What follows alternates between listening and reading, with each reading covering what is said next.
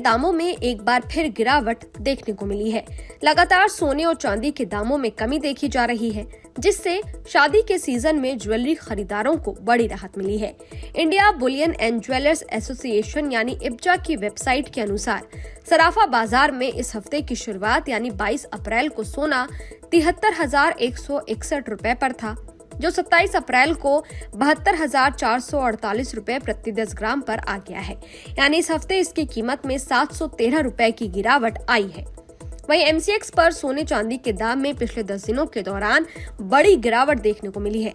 16 अप्रैल को गोल्ड का रेट करीब 74,000 प्रति 10 ग्राम पहुंच गया था, लेकिन उसके बाद से लगातार सोने का भाव घट रहा है। सोना अब 72,448 रुपए प्रति 10 ग्राम पर आ चुका है। ऐसे में गोल्ड के रेट में करीब 2,500 रुपए प्रति 10 ग्राम की कमी देखी गई है। ये 5 जून वायदा के लिए सोने का दाम है।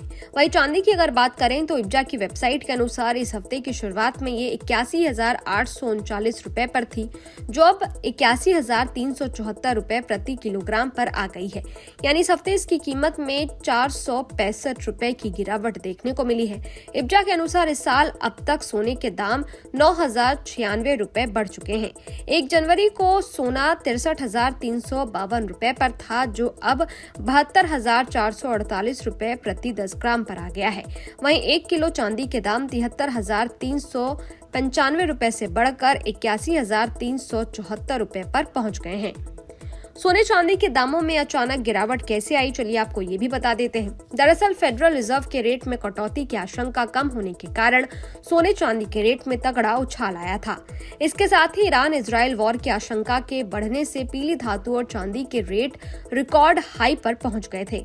हालांकि अब ईरान इजराइल वॉर की आशंका घट चुकी है, जिससे सोने और चांदी के दाम में भारी गिरावट देखी जा रही है। चलिए अब आपको बताते हैं कि सोना खरीदते समय किन बातों का ध्यान रखना चाहिए। सोना खरीदते समय इन 4 बातों का ध्यान रखें। सबसे पहले सर्टिफाइड गोल्ड ही खरीदें। हमेशा ब्यूरो ऑफ इंडियन स्टैंडर्ड्स यानी BIS का हॉलमार्क लगा हुआ सर्टिफाइड गोल्ड ही खरीदें। नए नियम के तहत 1 अप्रैल से 6 डिजिट वाले अल्फा न्यूमेरिक हॉलमार्किंग के बिना सोना नहीं बिकेगा।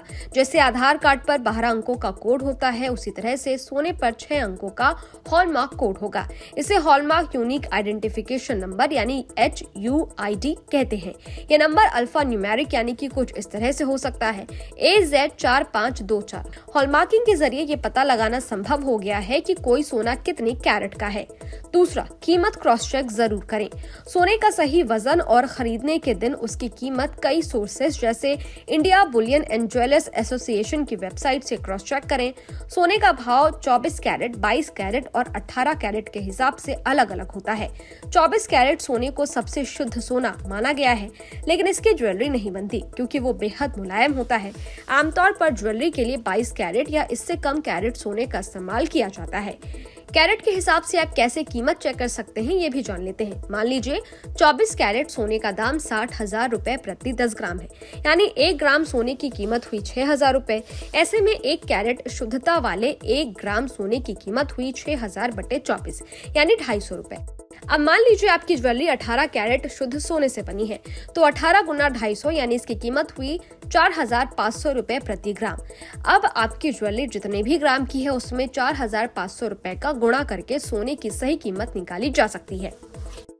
तीसरा, कैश पेमेंट ना करें, बिल लें। सोना खरीदते वक्त कैश पेमेंट बड़ी गलती साबित हो सकती है। यूपीआई जैसे भीम ऐप और डिजिटल बैंकिंग के जरिए पेमेंट करना अच्छा रहता है। आप चाहें तो डेबिट या क्रेडिट कार्ड के माध्यम से भी पेमेंट कर सकते हैं। इसके बाद बिल लेना ना भूलें। यदि ऑनलाइन ऑर्डर किया है तो पैकेजिंग जरूर चेक करें। चौथा, रीसेलिंग पॉलिसी जान लें। कई लोग सोने को निवेश की तरह देखते हैं, ऐसे में जरूरी है कि आपको सोने की रीसेल वैल्यू के बारे में पूरी जानकारी हो। साथ ही संबंधित ज्वेलर की बायबैक पॉलिसी पर भी स्टोर कर्मचारियों से बातचीत कर लें। खैर, ये वीडियो आपको कैसा लगा? इस वीडियो पर आपकी क्या राय है? कमेंट बॉक्स में जरूर बताइएगा। देखते रहिए न्यूज़ नेशन डिजिटल। शुक्रिया।